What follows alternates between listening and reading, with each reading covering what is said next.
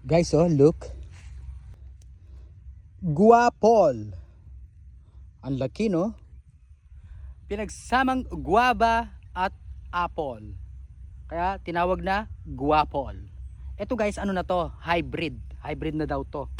Hindi ko alam paano nito na pag-aralan. Pero ito'y pinagsamang green apple at saka guava. Kaya tinawag siya guapol. Ayun, oh.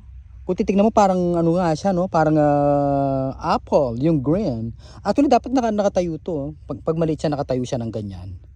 'Di ba? Dito yan guys sa RJ Farm. Ilang puno ba yan meron? Madami yan actually, ano? Oh.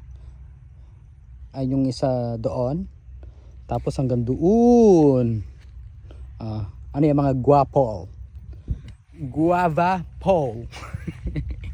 Amazing. Ito, maliit pa tong isang bunga. Ito talaga nakatayo, oh. Oh, binalot ng RJ Farm. Dito yan guys sa RJ Farm. Yan. Oh, di ba? Amazing, amazing. Maniyaman, so perfect. Ang ganda naman ng pagkakaano nitong ano guys, oh, look. Di ba? I love it. My favorite farm of all time, ang RJ Farm. Amazing.